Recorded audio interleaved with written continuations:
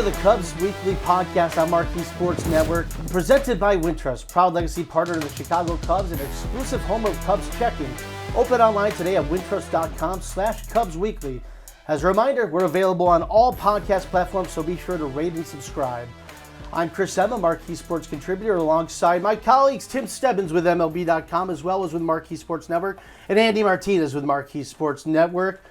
Guys, Cubs have been playing some good baseball so far. They're 11-7 as we record this ahead of the series finale against the A's, and they're looking for the sweep, ready for a big series against the Los Angeles Dodgers, who they just, by the way, took 2 out of 3 from last weekend at Dodger Stadium. Tim, I'm going to start with you. What were your impressions so far of that series in LA, and obviously what we've seen in Oakland so far? Cody Bellinger and Patrick Wisdom, right? Cody Bellinger's first 5-hit game in his career. Patrick Wisdom, man, it just feels like every time he's getting a hit lately, it's leaving the ballpark. And obviously, he entered that Oakland, series after that finale, tied for MLB leading home runs. That's pretty remarkable this early in the season. Obviously, that guy's always been someone to me who, when he gets on runs, he gets on these heaters. Yep. This is what you see, and the fact that it's coming out of the gate this red hot for him, I think has been really impressive. You know what I keep thinking about too with Patrick Wisdom is that with Theo Epstein, what he used to say about development is not linear, about the progress that a young prospect has to make. And this is a guy who was a first-round pick in 2012, didn't break into the big leagues until years later, got cast off by the Rangers, by the Cardinals, didn't get an opportunity until after the Cubs got rid of some of their core players in 21, and he's made the most of it. But beyond that, here he is again, another step forward in his development. It's a guy on the other side of 30 now, but he's really made the kind of strides that you want to see. Andy, what are your impressions of what's allowed him to have this kind of success? I think the biggest thing for me is the way the Cubs are using him, right? You mentioned in 2021 when he was getting more playing time, just out of necessity with all the moves that the Cubs made, like he had to play every day. Last year, he had to play almost every day. But he had to be used and exposed against matchups that frankly weren't to his benefit, right? Like tough righties, like he was having to face those guys and wasn't having a ton of success.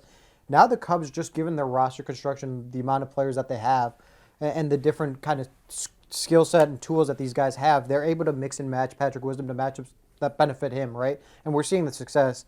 If it's a tough righty, he's probably going to sit and not be exposed in that situation.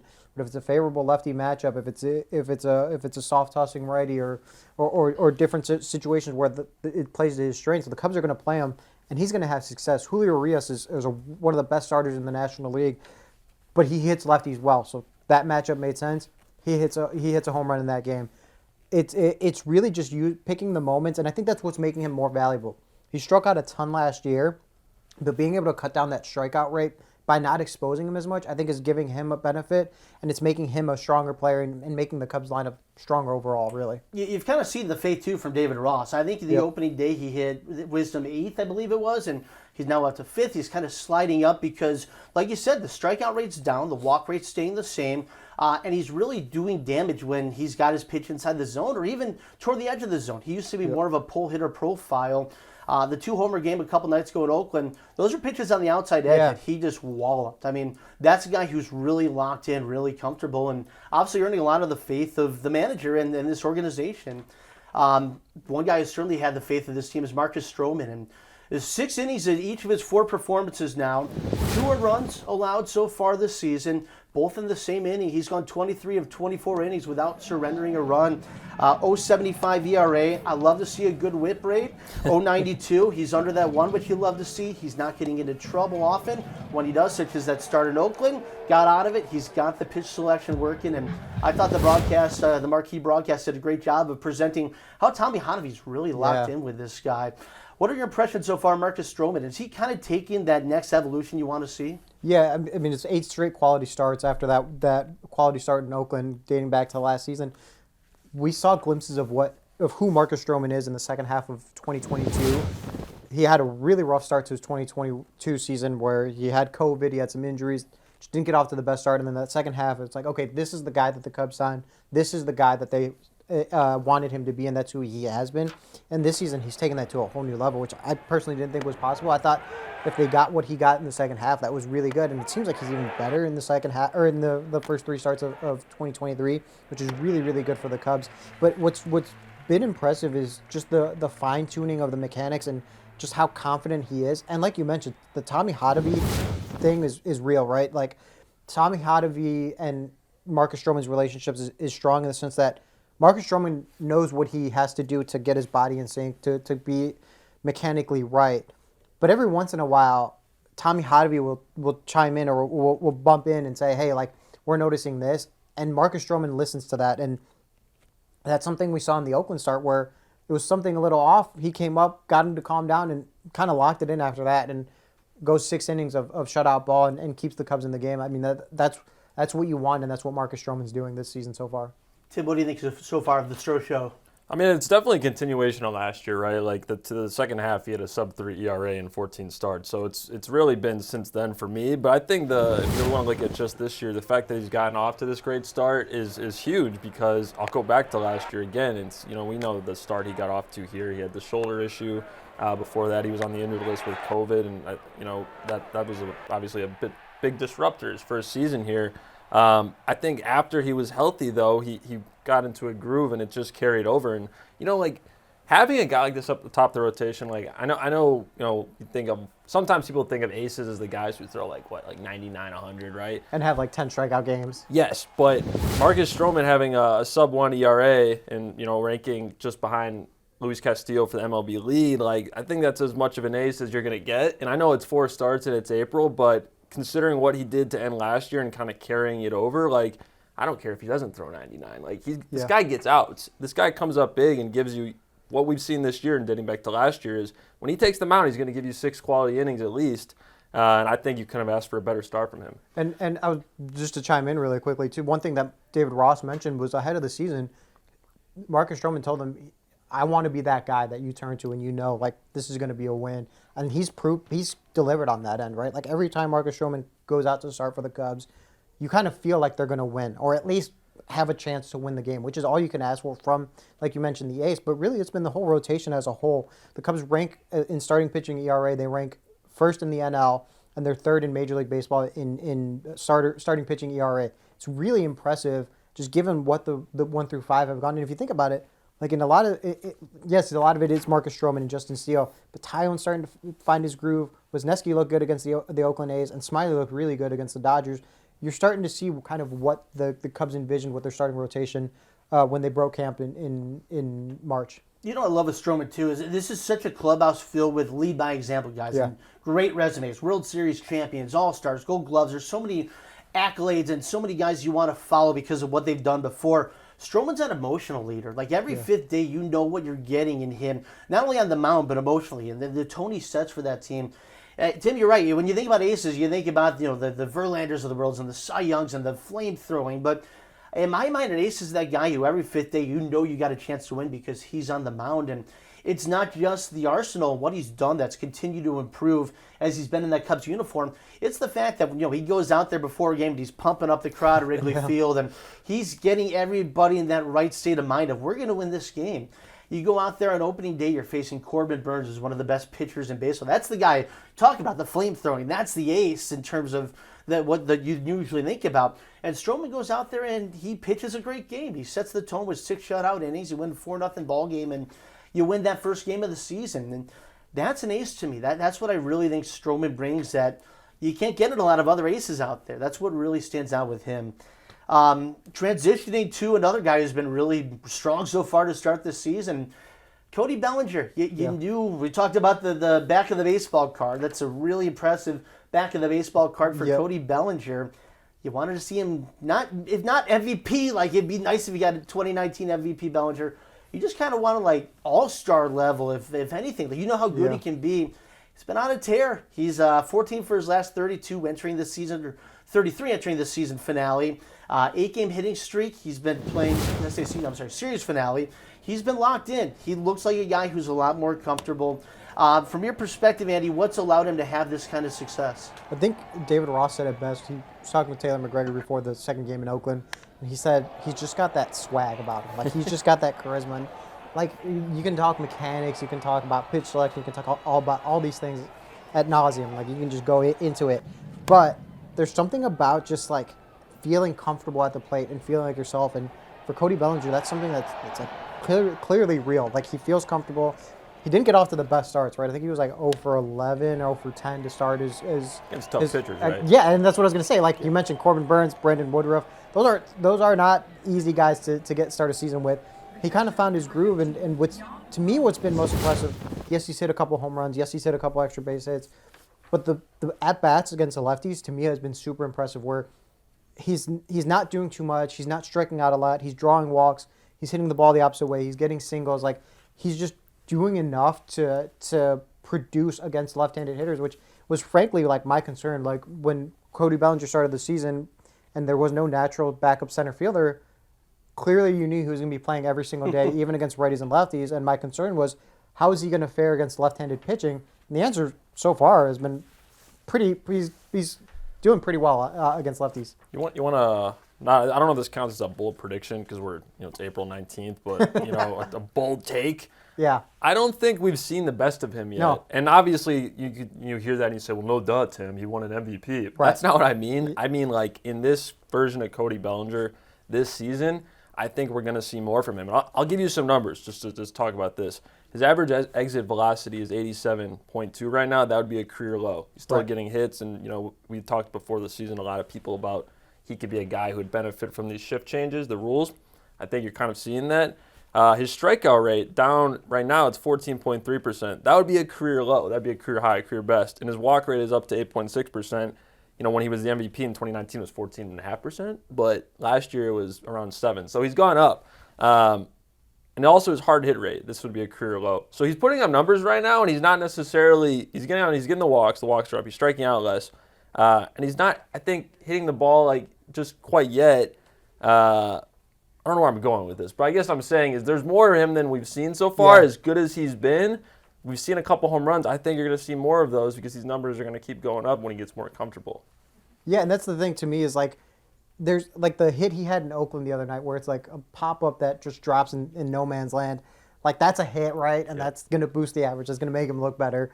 But that's not who he is or who he can be. And to your point, like he's had a couple pitches where he's fouled it straight back. And I'm like, oh, that was a really good pitch to hit. And he was like just off. Yep. If he connects on that one, that's a barrel. That's a nice double to the gap. Those are the moments that are coming together. I am excited to see what Cody Bellinger can do, especially when it gets a little warmer at Wrigley Field, the wind's blowing out a little bit more, and it's just days ripe for strong offense. So, and what we heard with Dustin Kelly on the broadcast with Beauchamp talking about Cody Bellinger in particular, and it reminded me a lot of Javier Baez when he came up, about slowing down that swing, that violent swing that Bellinger has that we've seen for years, and he had so much success within L.A., and the idea of just resetting this, like you don't need to go swinging out of your shoes for this, and it makes sense. He's got that really, it's such a smooth swing. It doesn't have to be that crazy uppercut. It doesn't have to be violence every time he goes for it. So I want to ask both of you guys, I think we all see kind of positive things on the horizon for him. Have you changed your expectations of what he can be based on the first 3 weeks of this season, or is this kind of what you thought could come of it? I'll let you go first, Tim. Thanks. Have I changed my expectations? I don't know what my expectations were. I don't think they were, like we saw the struggles last year. I don't think I expected that to replicate.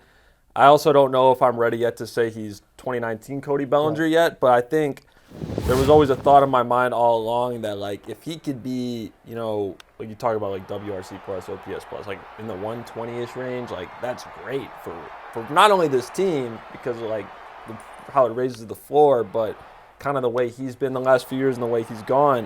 If he can get up to that, like, that's solid. I think so far he's kind of, after that 0 for 11 stretch to start the season, he's shown you that he definitely has that in his bag. That's definitely in the tank. So, if he keeps this up for another 3 weeks, then you might start getting me and convinced, like, hey, man, what's better than 2019 Bellinger? Right. But so far, so good, right? Yeah, for me, yes, the expectations have changed. Like, when he came in, my expectations were, along with the WRC, weighted runs created plus, OPS plus, I thought, like, 110 would be solid, especially just given the production they got out of center field. To me, I thought with the value they were getting in Cody Bellinger, it was really defense. And on that end, he's delivered.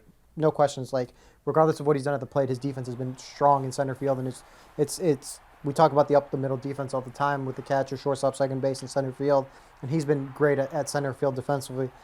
But yeah, to your point about weighted runs created plus, OPS plus, if he's in that 120 range, that really lengthens up the lineup. If you think about Nico Horner, Dansby Swanson, Ian Happ, and Seiya Suzuki 1 through 4, if Patrick Wisdom continues to have the matchups like he has, that's a good 5. Cody Bellinger is 6 or 5 or 6 intertwined into or interchange the 2. That's a really, really good 1 through 6. And some of these guys towards the quote unquote bottom of the order have been doing all right. And I think there's still more levels, or a higher level to reach from certain guys like Trey Mancini. I don't think we've seen the best of Trey Mancini yet. I think the catching position offensively has been a little bit better than even I thought. Like, I knew they were going for defense and game calling. The offense has been pretty solid at that position. So it's just interesting to see what a strong Cody Bellinger. Is he going to be 2019? I don't think so. I highly doubt he will be 2019 Cody Bellinger. But if he is, like we mentioned, 120, 125, WRC plus, OPS plus, that's really, really good for the Chicago Cubs offense. Yeah, you said what I was thinking. You took my point there, Andy, and I completely agree. It's this lineup going into the season, right? I mean, you knew Nico was going to be the leadoff guy. You knew Dansby was going to be, the best hitter in the 2 spot. You felt really good about that. Ian Happ, after coming off an All-Star season, felt really good about the developments of his game. And Seiya, you hope there be that kind of evolution coming off the oblique injury, and he kind of was up and down in his rookie season. You thought maybe he could find the next form, and early on it's been impressive so far. But you're kind of wondering after that, how's this lineup going to look, and how are these going to play? How are these guys going to feed off each other? And I've been really impressed. Obviously, Wisdom. It'd be nice if he could hit the 80 home runs or whatever he's on pace for now. I might shout out Tony and Draghi. That Tony, Tony's our counter for that. So yeah, Tony's always got us for that. I'd love to see him hit 35 if he can, or 40. That'd be wonderful. But obviously, Wisdom, we talked about. He's been excellent. But Bellinger is such a key catalyst to this lineup where, you don't have to hit him in the heart of the order and count on that kind of production like you saw with him in the Dodgers. But you're starting to see what you're getting with this guy. And you're starting to look at this lineup. It's not just the 1 through 3 anymore. It's Seiya, okay, he's back in the cleanup spot.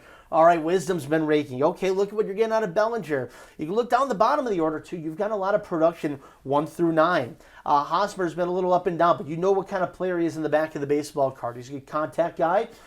You know what you're getting. He's going to hit, hopefully, 260, 270 range at the minimum. You feel good about that. See the defense there as well. Mancini, like you said, you like to get him toward the kind of form you've seen in the past, but you look at this lineup now as a more complete product because of what a guy like Bellinger can do when you hit him 5th or 6th, and same with Wisdom. And you look at this lineup now as one of the better lineups going. Statistically speaking, it's been one of the best lineups in baseball so far, and I think that's kind of what stood out to me over these first 3 weeks is you feel really good about if you can get these guys early on. You kind of expect some struggles offensively in April. It's cold at Wrigley, except for, I guess, last weekend it was beautiful, but it's cold in Oakland. You're kind of dealing with the weather. You're dealing with some good pitchers early on. I've been really impressed with what I've seen so far. And it's really interesting, too, because you think about what was the calling card going into the season for the Cubs. It was pitching and defense. Mm-hmm. Pitching's been pretty solid. The defense, if you look at the numbers, it's been good. But I don't think it's at the level that the Cubs hoped that it would be. So I think that's another level that it can reach. The fact that the offense is outperforming what I think if you would have told any of us that this is what the Cubs offense would be on April 19th as we record this podcast before the finale in Oakland, we would have said, yeah, like that's you pipe dream, like yeah, right. And no, sure enough, that's what the Cubs offense is. And if I don't know if that's sustainable throughout the course of 162, but if you're maybe a little bit below that, that's still pretty good, given that you expect the defense to improve and you expect the pitching to kind of be at the level that it is right now. Well, yeah, and let's shift gears now because I think a lot of the thoughts, a lot of things we said about this lineup, you could say about the bullpen, where you got a lot of guys developing, a lot of guys who are kind of putting into key roles, seeing what you can get out of them. I want to talk about Mark Leiter Jr., guys. I mean, a year ago when he broke in with the Cubs, and you didn't really know exactly what you were getting. And he was kind of a guy who was a little bit of a reclamation project. You were hoping to see something, the kind of developments you would in this pitching infrastructure. And he wrote a great piece on MarqueeSportsNetwork.com about Mark Leiter Jr. and one pitch in particular that's really been that out pitch. You kind of got a glimpse of it, too, in that key spot in Oakland where they needed to get through a 7th inning of a scoreless ball game. And there's Leiter. He comes through for the Cubs. And what have you seen from him? And you kind of give us some background on what you learned about him. Yeah, so the Oakland series, but also the Dodgers series, right, where he goes up against Max Muncy, Freddie Freeman, two tough lefties. The Dodgers are probably, excited, right? They got a righty, their two best lefty hitters, and Mark Leiter Jr. strikes them both out on back-to-back days. The splitter is real, and I wrote about this again at MarqueeSportsNetwork.com. The splitter was within plate appearances that ended on a pitch with a minimum 100 times, Mark Leiter Jr.'s splitter was the best pitch in baseball. Like, hitters hit 0.92, I believe, off that pitch. Like, it was just a really tough pitch to pick up. I asked Eric Hosmer about it. He's a lefty. He faced him and struck out against the splitter, and he's like, it breaks the other way, and it just, like, you don't see that out of the right-handed side, that it's really, really tough to pick up. And mentioned Boxberger as another guy that kind of has similar profile with his changeup, but that splitter is real, where it gets guys out from both sides. And we saw it in the Mariners series, where the Mariners, David Ross turned to Mark Leiter Jr. for a pocket of right-handed hitters, and the Mariners brought in pinch hit, I believe it was 3 straight lefties, and Mark Leiter Jr. got them all out. It's like that's a real weapon where if you bring in a lefty, most teams are going to pinch hit unless it's like Rafael Devers or Shohei Ohtani. They're not going to pinch hit those guys, but they'll bring in a righty for that matchup. With Mark Leiter Jr., you can't necessarily do that because he has reverse splits where he's getting those lefties out at a better clip than he is those righties, but he can still get the righties out at a really good clip. So that was what was impressive about me. And in the story, too, I talked to him about the origins of the splitter because, like I mentioned, it's one of the better performing pitches on Twitter. A lot of people have been catching on, like, the splitter, the whole thing. So I asked him, I was like, how did this pitch come about? And he mentioned in high school he started playing around in bullpens with the pitch, and he never found a really good time to break it out. And then in his sophomore year in college, he's in a tight ball game, and he's like, you know what? It's time. We need to stay in the game. In the last 4 innings, he struck out 10 batters with the pitch. And he's like, oh, man, people just swing and miss at this. It was a game-changer pitch, and we're seeing the results of that pitch now for the Chicago Cubs in the bullpen, and it's creating a real weapon for David Ross and the Cubs. Yeah, I remember prior to opening day, David Ross was asked by a reporter, you don't have a lefty in this bullpen, and he kind of goes, oh, yeah, I guess that's right. We'll be okay. Like, he knew he knew Mark Leiter's that guy. I think it says a lot about Mark, and as you documented in the story, and also about the Cubs pitching infrastructure and trusting the development of these guys. And a lot of it really comes down to what you covered. It's trusting pitchers with the pitches that they believe in and getting results out of it, but also fine-tuning it and seeing what's going to work best of it. Tim, kind of what are your takeaways, not only of Leiter, but this bullpen as a whole? Well, I'd love to start with Leiter. I mean, let's give him his flowers. This was a guy that DFA'd in the offseason, and he had to earn his spot in camp. They brought him back on a minor league deal, and he was by no means a guarantee to make this roster, and now he looked indispensable to this bullpen. It's just, to me, it's just a crazy how this has transpired and how it's gone about, because it wasn't like last year he was someone who kind of was middling and as a reliever. Like, we know as a starter he had an ERA, I think, in like the 8s in 4 starts. They put him in the bullpen and it's sub-3 the rest of the way, right? So he was someone who showed you something last year. The 40-man maneuvering happens in the offseason, earned the spot in spring, and now, like you were talking about, Brandon Hughes is back, so you have that lefty-lefty traditionally, but this guy is a weapon from that same reason. I think bullpen-wise, that's huge. Like, he's someone, I think, going into the year, for me, I wouldn't have thought of him as someone in the late inning mix, but now, as we've seen, as we're talking about, he's going to be someone I think you see frequently against lefties in particular in the later innings. There are so many examples in baseball of guys who went out there as starters and saw goals of being that guy who makes 30 starts a year and it just doesn't work. And they go to the bullpen, they trust their pitch selection, they develop something new. Maybe the velocity ticks up a little bit in a 1 inning span, and they become some of the better relievers in baseball. It's fun to see. The Cubs have done it differently. A lot of these teams that are going on and contending are doing it by signing guys on 1-year deals, however much money, and this is a guy we can count on. This is a guy we believe in. The Cubs are trusting what they have from within and understanding some of these guys, it might take some development and it might take some time to get them to where you want to be, but Leiter's such a great example of somebody who, when he started last year, wasn't good. He wasn't where you wanted to be, and you didn't feel good about your chances, frankly, every 5th day when he was out there. And now you said it. He's the guy in these late innings when you need a big out, you need Muncy and Freeman and some of the best bats in baseball, you go to him. So, Andy, I want to ask you, just who else, when you look at this Cubs bullpen, I mean, who are some of the guys you see kind of, if not near that level, developing toward it, whether it's at the major league level or the minor league level? There's a few names. First of all, I thought Brad Boxberger's looked pretty solid out of the pen. Looked really, really good in L.A. closing out the finale. But one guy I've been watching, keeping tabs on at the minor league level, AAA, has been Nick Burdi, right? He was a minor league Rule 5 pick and threw 100, was an interesting guy in camp that you thought maybe he had an outside chance of breaking with the team. He has been pretty solid at AAA Iowa. I think he's a guy who we know how bullpens are, right? Like injuries happen, fatigue happens, poor performance happens. Like there's just frankly the nature of the business. There's going to be guys from AAA that get called up and are asked to perform. I think he's one of the guys that could come up and be pitching in big innings for the Cubs, just given his velocity, given his stuff. Guy who's dealt with a ton of injuries, but who's pitched at the major league level. I think he's the guy I'm watching in Iowa. I'll throw one more because you asked me this and I totally ignored your question before. I'm going to go an obvious one really quick, but I think I want to shout out Keegan Thompson. Yeah. I think Keegan Thompson, what he's shown you, I mean, we've seen him have success in the bullpen before. This is no new discovery, but I think what he's shown me this season so far is this guy is tough as nails, man. Yeah. Like he does not waver when he goes out there. He doesn't seem like the moments get the best of him. You look at that Mariners series, that series opener where he goes in, gets in a little bit of trouble with traffic, gets out of it unscathed. The Cubs go on to win, obviously.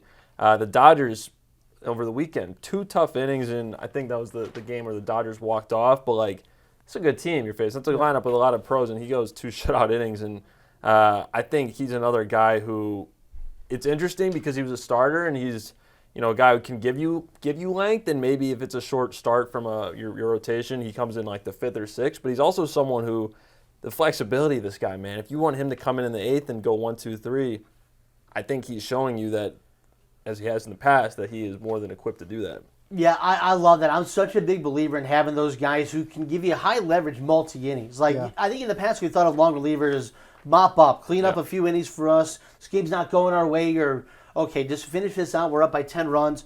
Not anymore. Like in the modern game, you got to have the guys like Keegan Thompson. But Timmy said it. That game against the Mariners, that first game where 10th inning, he comes in. It's a tough spot. The bases are loaded. I love it. He dug his own hole in that one, but he got himself out of it. Tommy Hotovy went out there. He calmed down. He trusted his pitch selection, and he got through that. That's a young pitcher. That's a tough moment for a young guy out there. I love the fact that he had it in and to get through that. Cubs go on to win it in the bottom half of the 10th on the Nico walk-off. And look, that's an important milestone in a pitcher's development. And not to mention the fact that this guy was in the rotation for a bit. He got his chance there. I love the selflessness. I love the mindset. And as Tim said, the toughness of this guy. You can get some key outs in a 1-inning spot. He can go those multi-innings. Whatever David Ross needs, that's how you get valued in that bullpen. And Keegan Thompson's earned that place. So I tip the cap to that guy. I think he's been really important for them. Let's look at the starting rotation now, because there's another guy who has made some good developments. And Hayden Wesneski, he struggled his first couple starts. Mm-hmm. Different story in Oakland. He went out there, and you saw the best of him. You saw that slider was in full form. That fastball was popping. He was confident. He was really confident out there, and that's what really kind of jumped out to me. What were your impressions of that, and how it compares to those first starts he made? I think it was the perfect get-right game, right? Like you talk about it a lot in various sports, right? A get-right game or get-right spot. And Oakland, we know what Oakland's going through and where their roster is. And listen, at the end of the day, Hayden Wesneski can't control who he's pitching or who he's facing against. But that was the perfect opportunity for him to go out and do what he did, right? It would have been easy for him. He struggled a little bit early on. It would have been easy for the wheels to have fallen apart, right? And it didn't, frankly. And he was able to settle down, get through it, and pitch a quality outing for the Chicago Cubs. And to me, like, that's the kind of game that you could look back on if he goes on a run of success, or if this kind of kickstarts his season to being the pitcher who I think he can be. I think he could be towards the front of the rotation by the end of the season. If he's at that level by the end of the season, this is the start you could look back at and it's like, that's the one that got him back. That's what the Cubs are hoping for, and frankly, that's what they need right now, because if he continues to struggle, looking at kind of the depth options, it's kind of slim right now, right? If you look at the 40-man roster, Adrian Sampson is injured, dealing with an injury. Javier Assad just got sent back down, so he can't come up unless there's an injury, and also he's getting stretched out because he was in that reliever role. Ben Brown and Ryan Jensen are at AA, so I don't think they would call them up. Caleb Killian's been struggling a little bit, so the depth, if Hayden Wesneski's not performing at the level, is kind of thin, and Kyle Hendricks is still a little bit away, so it's like you need him to perform, and this is the perfect outing to have gotten him back on that track. Yeah, I think one thing that drives me crazy in the Twitter world is when you hear, oh, it's the A's, whatever. These are major leaguers. I know it's a rough lineup. They're probably going to be one of the worst teams in baseball, but it was about process, not so much outcome. It doesn't matter who they were facing as much as, is he out there controlling his fastball and hitting the slider on the corner, and is it just him and Yan Gomes in that spot? I love that he was shaking off Yan Gomes and saying, no, this is what I want to throw. Like, this is the pitch, and I'm going to hit it. And It felt like the few times that he did that throughout that game, he's hitting the corner on that spot. I don't care if it's the A's. I don't care if it's the Dodgers. I don't care if it's the Astros. Like, I like the fact that it was Hayden Wesneski locked in and in his right spot. Tim, kind of what jumped out? Because you were there. You saw him those first starts where he was struggling. How much different did it look in your mind, and do you think it's sustainable? Well, he got 5 strikeouts against the A's with the slider, and we know that's his bread and butter pitch, so I think that was a good sign. Obviously, he didn't walk anybody against Oakland. With Seattle, he put 4 free passes on, and it just didn't seem right. I think there's definitely more than those first 2 starts for this guy than he's shown, right? And when, like you're saying, it is Oakland. We know where they're at this year. But the first 2 starts with kind of all the traffic on the bases, we know he's better than that. I do think it's interesting because you brought up rotation depth, and with how baseball is and pitching, like, you never know what the status of something could be a month out, like a rotation of starting 5. But I do think it's interesting with, like, Kyle Hendricks, like, if he's building up and getting closer and closer, what happens then with the rotation, right? Like, do you go with 6 potentially? Do you piggyback? There's a lot of options for them. But getting this guy on track, like, that would make their decisions tougher, right? Like, if he's struggling and Hendricks is ready to give you not just a couple innings, like, that's going to lead to an interesting spot for them. But all he can do is control what he can control, and the Oakland outing was, as we're saying, something to build on and go from there. Yeah, and quickly wanted to add on, like, the thing is the rotation depth is thin right now, but also, like, the Cubs have fewer off days. They have the same amount of off days as every team, but their off days are kind of spread thinner because of the London series, right? There's 2 off days before the series and 1 day after. So that's 3 off days that they lose throughout the course of the year. They're in a tough stretch going through May where they're going to have fewer off days. So yeah, they might have to go to a 6-man rotation just given that, like, there's fewer off days, and if there's any rain, you can think about rain delays and things like that. Like, the depth of the rotation is going to be crucial, and getting Hayden Wesneski back on track is paramount to that. Coming up after the break, the Cubs host the Dodgers for a 4-game set at Wrigley Field. Who has the better future in the next 5 or so years, maybe the next 10 years? Are you taking the Cubs stock or the Dodgers stock? We'll be back after this on the Cubs Weekly Podcast. You've got the jersey, the ball cap, the foam finger. Everyone can see you're a Chicago Cubs fan from a mile away. Ready to take your look to the next level? Upgrade your wallet with an exclusive Cubs debit card, which you can get when you open a Wintrust Cubs checking account. With no monthly fees, free ATMs nationwide, and a $300 bonus when you open your account. Start showing your Cubs pride with every purchase. Sign up at wintrust.com/Cubs. Only $100 required to open. No monthly minimum balance and no monthly maintenance fees. Member FDIC and equal housing lender. Welcome back to the Cubs Weekly Podcast on Marquee Sports Network. I'm Chris Emma alongside Tim Stebbins and Andy Martinez. Guys, Dodgers are in town. It's a 4-game set beginning Thursday night at Wrigley Field. Team that's been kind of that gold standard of the National League for really most of the last decade. And they're 9-9 as they come in. They got plenty of talent, of course. The Cubs are 11-7. I think a lot of people who've not been paying attention to kind of their direction are a little bit surprised. And it calls into the question from my perspective. I'm curious, guys. I want to hear your thoughts. Whose stock are you taking? Are you looking do you want to buy Cubs stock for the next 5 years? Maybe 10 years? However long you want to look at it? Or you still going with the Dodgers at this point? So when peeling back behind the curtain a little bit, you sent us a text message prepping for this podcast, and you posed that question to us, right? Who you're taking stock in? And immediately, I'm like, that's the Dodgers. It's not even a question. And then I'm like starting to think a little bit about it, and I'm like, okay, there's an argument there for sure. I still am leaning towards the Dodgers, just given their track record of success. Like for the last 10 years, it's always seemed like the Dodgers just bring up a guy you've never heard of and he's a solid player, or they sign a guy off waivers and he becomes Justin Turner, or they sign a guy off waivers and he becomes Max. Like, it's just like so many different guys that they are able to have, like, quote unquote reclamation projects with, and the Cubs are starting to do that. So, like, that's a good sign, and obviously, like, some of the signs of success, because you can't produce 26 guys for your roster all on your own. Like, there's just going to be outside help that needs to come.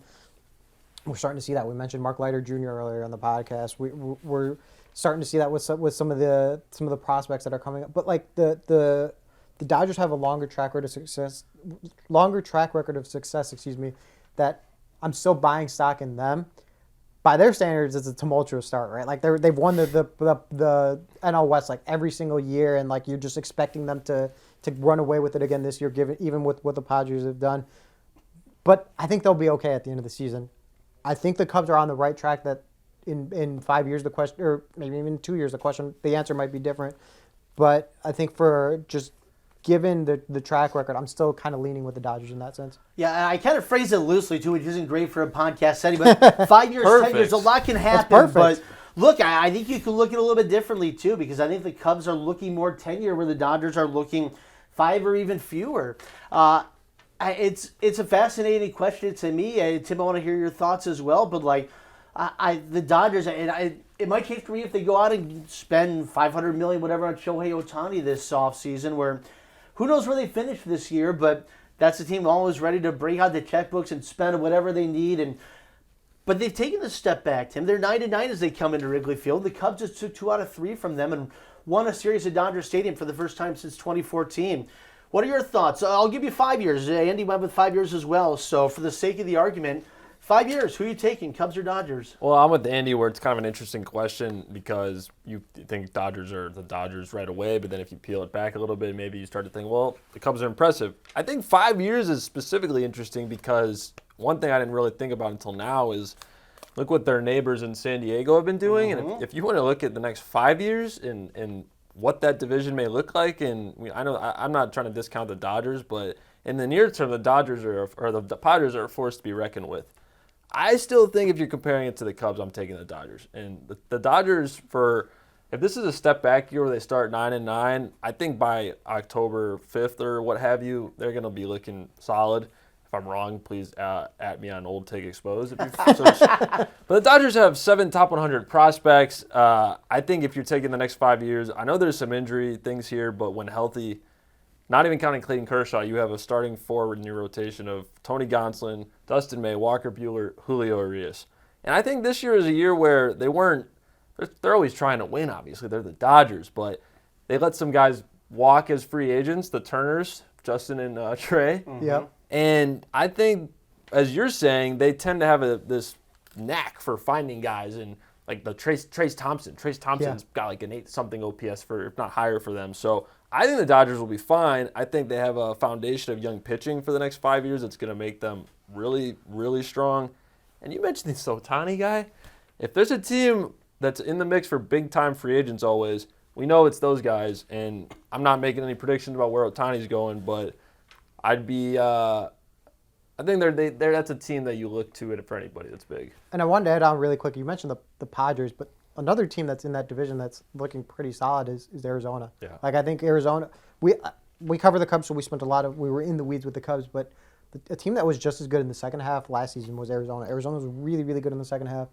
They locked up Corbin Carroll, their top prospect for I believe it was a 7 or 8 year contract. Like that's a really good cornerstone, and they're having some success early on that they could shock some people.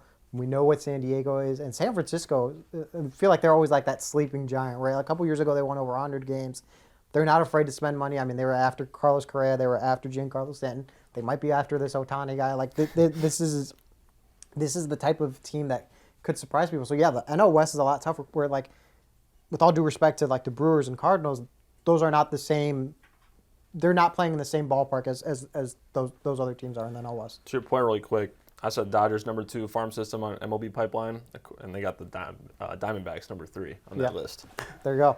You know, I'm sitting in Tony Andracki's seat, so I got to say it's early. As an avid follower of the podcast, got to throw that in for Tony as a salute to our guy, but it is early. That said, Cubs entering Wednesday, 11-7, same record as the Diamondbacks, same record as the Pirates, who, by the way, have been playing some pretty good ball so far to start this season. I'm gonna counter you guys. I wasn't sure what to expect. We didn't in our pre-text. We didn't really cover it, but I'm gonna go with the Cubs because I like what they've done in terms of I'll compare it to where the Dodgers were. I don't know, whatever year it was, 2014, 2015, where you start hitting on some of these reclamation projects. Justin Turner was a guy who was cast off by the Mets and the Orioles, became a perennial all-star, one of the best hitters in the baseball with the Dodgers. Patrick Wisdom, third baseman, cast off by the Rangers, cast off by the Cardinals. Guy who's late blooming player that's become one of the Cubs' better hitters as we covered. Cody Bellinger, coincidentally coming from the Dodgers. Another guy, reclamation project. We talked about it so far. Breakouts early on in this season. I know he's a 1-year contract guy. He's not somebody you're looking at long term, but he's somebody who could be potentially a building block if you do want to re-sign him, if you get to that point. But the difference for me, guys, is the Cubs prospects, what they have in this farm system. Yeah. All these young prospects coming up, this outfielding group. Not to mention these pitchers. We talked about the pitching lab success stories and some of the ways that they've been able to develop these guys. Not just the big prospects we talked about, but some of these guys who were under the radar that maybe the next year or two, you get some of these breakouts. It's what the Dodgers have done for years. It's what has made them successful. Yes, they got starts. They got Mookie Betts, Freddie Freeman's an MVP. You got so many guys who have proven players that you bring in. They spend a lot of money. And if they do get Ohtani, which, by the way, they had a quiet offseason, I think they're lying in the weeds waiting for this next offseason and the big fish across town for them in Shohei Ohtani. But for me, it comes down to the farm system, the Cubs' ability that we've seen early on in the last couple of years as they continue to build and open up this window toward contention. They've had success stories with some of these position player prospects and developed these young pitchers. I'm buying in on that. If I'm buying the stock, I believe in what the Cubs can do over the next 5 years, over the next 10 years, if they continue on in this track of developing these young players and complementing them with guys like Dansby Swanson and all down the line, fortifying this core with contract extensions, Ian Happ, Nico Horner, all down the line. I feel really good about where the Cubs are going with this, and I'll counter you guys. I'll buy Cubs stock on this one. And I will say, like, I could totally see it, right? Like, I think, like I said, I'm going on the track record. But the Cubs, to your point, like, last year, outside of, like, really, like, diehard prospect followers, like, Christopher Morel wasn't at the top of the forefront. He had a good start to his season last year, and obviously starts the season in AAA, but that's really good depth on the 40-man. Brandon Hughes, like, when he was called up, you're like, who is this guy? By the end of the last season, he was David Ross's most trusted reliever. So, yes, there are signs of that you have to have success, right? Like, you have to be able to call on these minor leaguers that internally they know who they are and what they can be. But, like, to the outside, to us, you're like, who's Brandon Hughes? It's like, okay, like, you need to have those kinds of players. And those are the signs of a healthy organization. And I think the Cubs are starting to show that, like, hey, they can produce players like that, which are fundamentals to success. Yeah, and the Dodgers, so if you look back at the track record of a lot of their guys who've come up and been impact players, they weren't first-round picks. They weren't top 100 prospects that you were hearing about. It's a market, but a good organization. And the Cubs are really trying to replicate a lot of that, trying to do a lot of it on their own. You may have heard it's early in the season, but I love this balanced schedule, or the different schedule. I love the way that you're getting these big matchups now. It's not hidden with the division right away. You've seen a kind of a fun dynamic early on.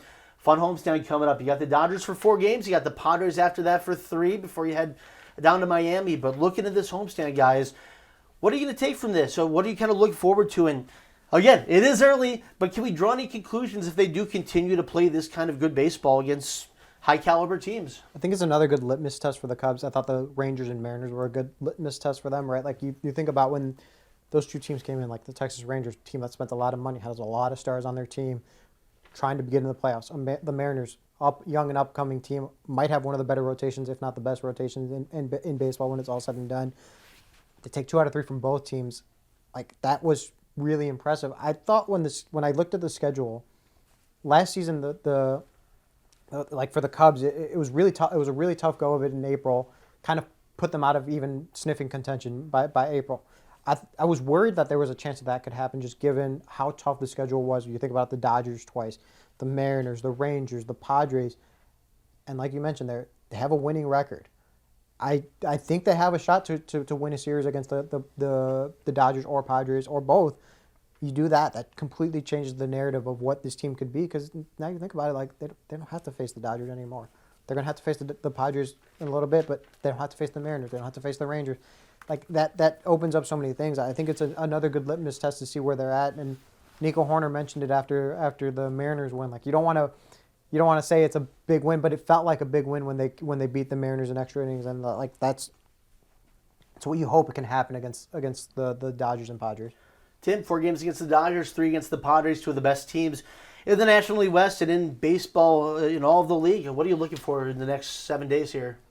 Winning series. I mean, I think that's just, if you win series, more often than not, by the end of September, you're going to be sitting pretty nicely, I think. We saw them compete against the Dodgers, and I don't want to say it could have been a sweep, because you could also say, well, the Dodgers could have won this finale. They're all close games, but we talked about last week, they're winning close games now. Last year, that was something that you didn't see as much. So I think you just want to see them win series. They've won a couple in a row here. The Dodgers and Padres are tough. The Padres have actually had a slow start, but they've also played some pretty tough teams. They had Atlanta twice, the Mets, the Brewers, and we talk about their pitching. So I'm really curious to see what that Padres team looks like because I think their record could be deceiving. And by the way, they have a guy, one Fernando Tatis Jr. coming back by the time they visit Wrigley Field, to play the Cubs. So just win series, man. Like, if you don't, I don't know, like, win both of them, that might be a big ask, but 7 games there, 4-3, 5-2 record, good scenario, I'd say. Yeah. I was gonna say that's the dream scenario, and that kind of replicates what they did against the Mariners and Rangers. Yeah, you said it too. This schedule, right out of the gates here in April, it's a tough schedule. You look to these next 7 days, Dodgers, Padres, and then you finish out the month of April in Miami. Looking at a potential of a winning record here, a winning April. I think everybody would have signed up for that as you went into this season. They're playing good baseball. There's a lot of reasons, as we covered, to be encouraged and excited about where they're going with this thing. And stay tuned. It's going to be a fun little ride here as you look forward to what's ahead for this Cubs team. That'll do it for this edition of the Cubs Weekly Podcast presented by Wintrust. Don't forget to download and subscribe to the podcast on Spotify and Apple Podcasts, and check us out on video form, Marquee Sports Network app and YouTube. I'm Chris Emma, Tim Stebbins, Andy Martinez, Marquee Sports Network, and the Cubs Weekly Podcast.